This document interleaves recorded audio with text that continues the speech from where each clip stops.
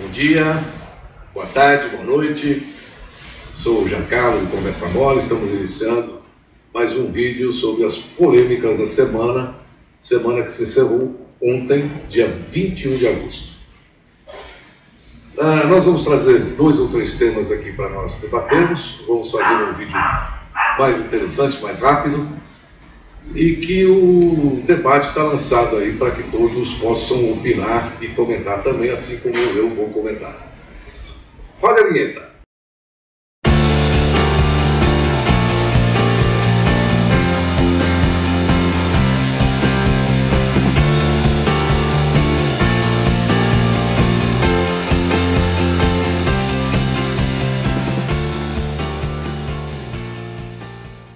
Gente, os assuntos mais impactantes da semana, sob o nosso ponto de vista, sob o meu ponto de vista, são, na verdade, eu sempre escolho aqui 3 temas, e os 3 temas dessa semana que eu estou escolhendo é o assunto, obviamente, do aborto da menina de 10 anos, aquele caso inacreditável lá que aconteceu no Espírito Santo. Nós vamos também bater um papinho sobre a questão da LDO 2021, é a Lei das Diretrizes Orçamentárias de 2021, que está em fase de execução junto ao Ministério da Economia. E o terceiro assunto é o assunto sobre... Vamos entender um pouquinho o que aconteceu na questão do veto sobre o aumento do funcionalismo público. O veto do Senado, depois a aprovação da Câmara ao veto do Bolsonaro. A gente precisa entender um pouquinho os bastidores deste assunto, que acho que são importantíssimos para a gente entender como funciona a política no Brasil. O primeiro assunto, obviamente, eu vou tomar a liberdade aqui junto a vocês de comentar o assunto da trágica situação daquela menina de 10 anos que foi submetida a um aborto legal, constitucional, né, pelo fato de ela ter sido estuprada durante 4 anos pelo seu tio. Nós vimos manifestações de ambos os lados, aqueles a favor e aqueles contra, que realmente posso qualificá-los como intolerantes, né? De ambos os lados. Eu acho que, em momento algum, as pessoas pensaram e tentaram refletir sobre o momento psicológico dessa criança, dessa menina, né? O quão sofrido e quão marcante será esse assunto para a vida dela inteira, tá certo? As pessoas trataram esse assunto como, novamente, tudo aquilo que vem se tratando no Brasil ultimamente, né, de uma maneira intolerante, irracível, quando, na verdade, nós deveríamos tentar entender a base de todo esse problema, né? O problema em si não é a questão do aborto, porque, além de ser legal, ele é moral. Tá certo? Como é que uma criança de 10 anos, vítima de estupro durante anos, né, de familiares, pode ter uma criança? Então é uma questão moral, uma questão de civilismo, coisa que a gente não está acostumado, tá certo? E nós temos que entender também, e bastante, essa questão da intolerância, para nós não nos tornarmos intolerantes também quando nós defendemos um ponto de vista contrário ao do intolerante, tá certo? Então, a gente tem que pensar um pouquinho nas causas, pensar um pouquinho no problema que aconteceu e refletir de uma maneira muito clara e muito cristalina sobre o assunto, tá certo? Então, eu por exemplo, eu penso da seguinte forma: as diversas formas de religião que existem no mundo, tá certo? Elas vieram ao mundo para trazer paz de espírito e conforto espiritual, conforto moral às pessoas que a seguem. Isso é no judaísmo, no catolicismo, no islamismo, em todas as formas de religião. No Brasil, esse caso da menina ficou claro, né? A intolerância religiosa e que a gente não pode compactuar com isso daí, tá certo? Como eu disse, né, religiões foram feitas para trazer a paz de espírito, né, para acalmar as pessoas e não torná-las irracíveis e não torná-las, de certa forma, a um grau de intolerância tão grande quanto existiu nesse caso, tá certo? Eu vejo da seguinte forma, eu vejo que pessoas, nossa, eu vi comentários assim ridículos, posts feitos até por padres, né? Post feito por uma professora, condenando a situação do aborto, chamando a menina de criminosa. Realmente isso daí extrapolou, né, a tudo aquilo que nós consideramos como uma forma humana e decente de encarar a situação. Eu acho que tudo isso que nós vivemos, nós devemos à falta de educação. Não é a questão da educação de casa, educação moral, não. A educação mesmo, né? A educação de base, a educação aquela que o Estado deveria fornecer ao cidadão. E a gente, hoje, é reflexo dessa problemática. A falta de investimento em educação e cultura. Porque é só essa explicação que eu vejo. Porque por mais que você seja religioso, que você siga os preceitos da sua religião, né, não me entra na cabeça que você se torne uma pessoa intolerante e irracível a tal ponto. Porque se fosse para usar os seus preceitos religiosos, você ao entrar dentro de si e refletir, com certeza você não iria agir desta forma e muito menos fazer colocações nesse sentido, né? Tem um outro assunto, um outro lado dessa problemática, que é também a falta de leis severas no Brasil, né? Esse tipo de pedofilia no Brasil, ele não tem uma punição rígida e severa. Eu não sou especialista em lei, eu não tenho, mas eu li aí que, se não me falha a memória, a pena máxima para um pedófilo, se não me engano, é 12 anos.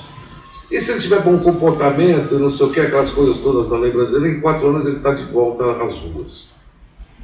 Não acho que isso seja um fator inibidor, né? Pelo contrário. Então é uma coisa também a ser repensada, né? A punidade a esses estupradores e cometedores de crimes dessa natureza, porque é uma coisa realmente absurda. Então, gente, eu gostaria que vocês parassem para pensar um pouquinho, refletissem um pouco nesse assunto, né? Um dia depois aconteceu um fato no Carrefour de Recife, também muito triste, né? Um representante comercial faleceu no seu serviço, ali dentro do Carrefour, e o Carrefour, ao invés de fechar as portas, né?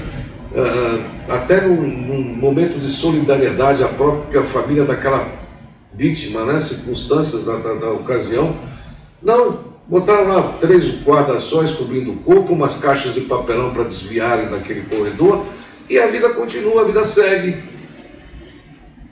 Foi uma falta de civismo, né? Uma falta de consciência, né? Uma falta até de consideração ao seu próprio funcionário, à família deles. Então é isso, o reflexo do Brasil hoje catatônico. O Brasil está catatônico, está paralisado, né? Está estagnado nessas lutas teóricas, né? Essas batalhas contra os castelos, contra os moinhos de vento, né? Então a gente está realmente passando por uma situação muito complicada no Brasil, muito complicada, que eu gostaria de colocar aqui em pauta, né? A reflexão de todos vocês a respeito desses assuntos, tá bom? Bom, indo lá ao nosso segundo tema, que eu acho que é um tema aí voltado à parte da nossa economia brasileira, Vamos falar um pouquinho sobre as leis, a Lei de Diretriz Orçamentária 2021, que está sendo estudada no Ministério da Economia. Em função da Lei de Responsabilidade Fiscal, os investimentos no Brasil o ano que vem serão menores do que já foram no ano de 2020. Isso é lei. Por quê? Porque a inflação é baixa, a inflação ficou menor, né? E os valores a serem destinados às pastas, aos ministérios, aos órgãos competentes, vão ser em média aí, de 3, 4% menores, tá ok? Mas, surpreendentemente, eu acabo de ler aí no Globo, no Estado de São Paulo, na Folha de São Paulo, nos jornais, né, na mídia verdadeira, não pelo WhatsApp, que o país está em guerra. O Brasil está em guerra. Nós vamos, ou se não estamos, nós vamos entrar em guerra em breve. Porque o único ministério que não vai perder verbas é o Ministério da Defesa. Vocês acreditam nisso, gente? O Ministério da Defesa vai ter está com uma previsão aí de orçamentária de 8 bilhões a mais do que a educação. Né?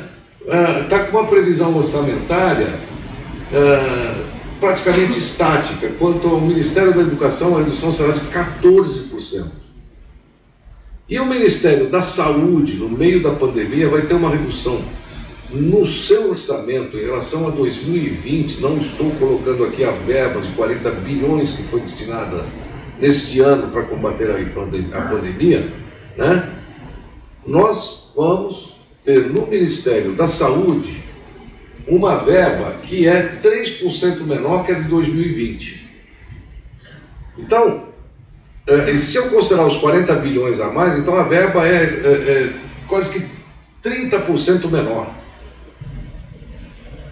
No Ministério da Saúde. Gente, com tantos desempregados, com tantas necessidades, se você não tiver um SUS forte, você vai matar mais brasileiros. E o Ministério da Saúde, né, precisa de verba, como todos os ministérios precisam, mas ele precisa muito mais, ainda mais numa crise pandêmica que nós vivemos. Tá certo? Por que destinar uma verba desse porte ao Ministério da Defesa? E mais, né, o dinheiro do censo 2021, o governo quer cancelar o censo para passar a verba do censo para o Ministério da Defesa. Chega, meu Deus do céu, para que isso? Né? Nós temos 6 mil militares hoje trabalhando em postos do governo federal.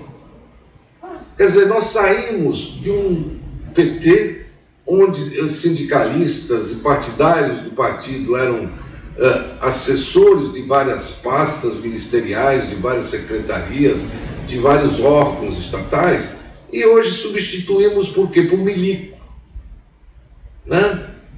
Nós substituímos por militares.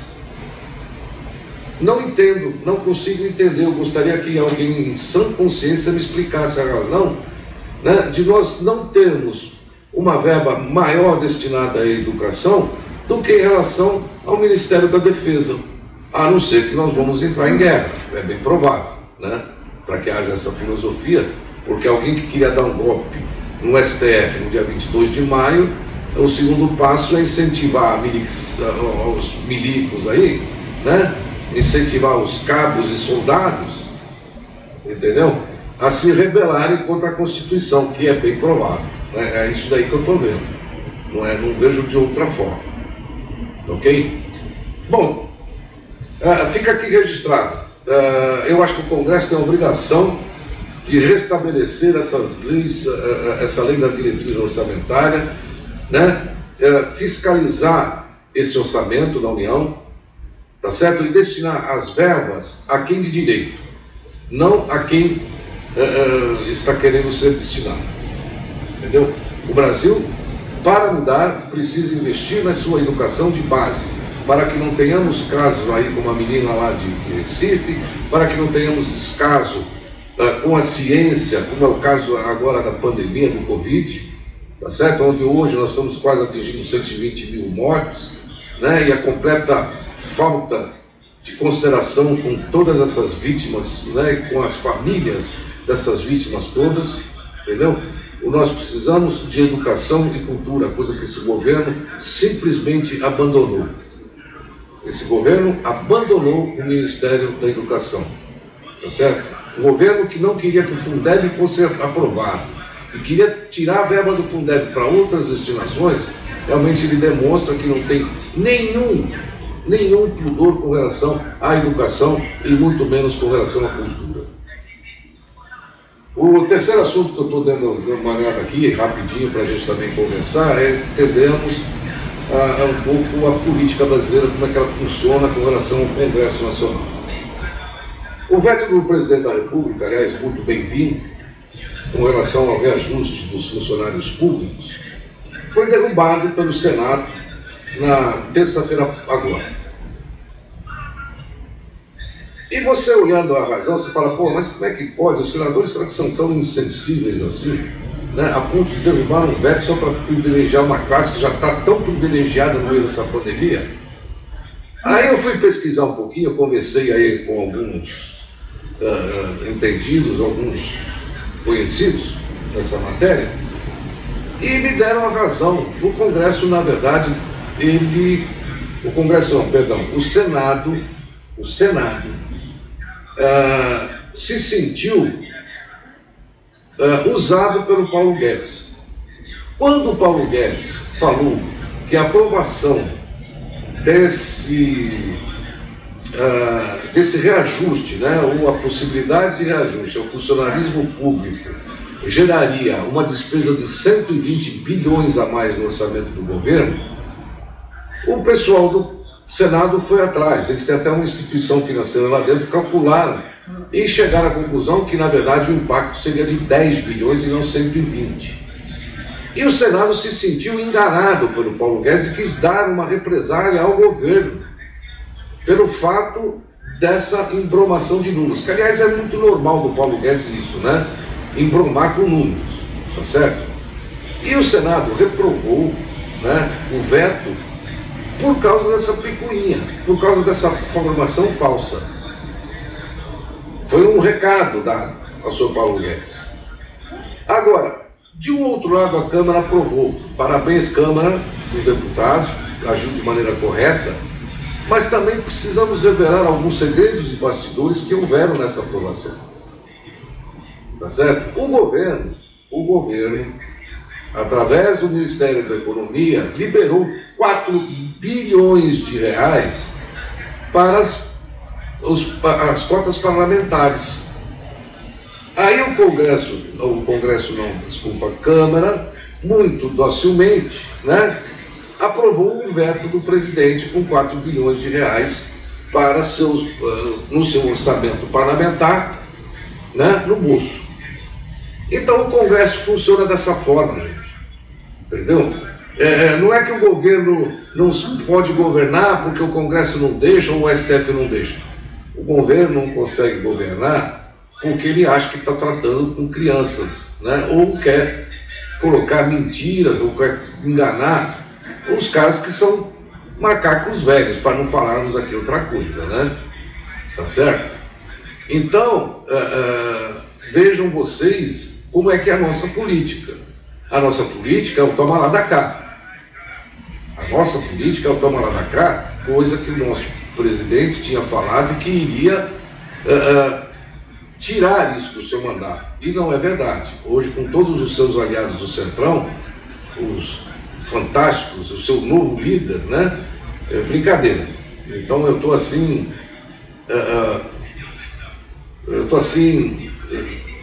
impressionado com a cara de pau desse pessoal. É muita cara de pau, né, gente? E a gente tem que aguentar tudo isso. Até quando, eu não sei.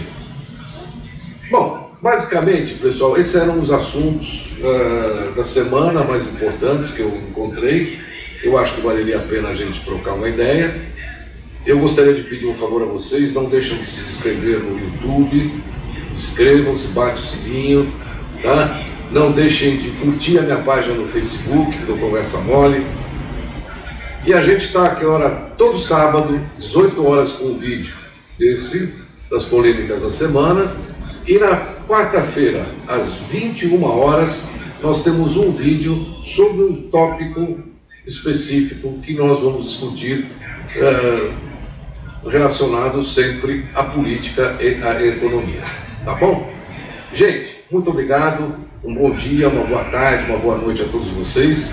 Espero que vocês tenham gostado do nosso vídeo e até quarta-feira, se Deus quiser.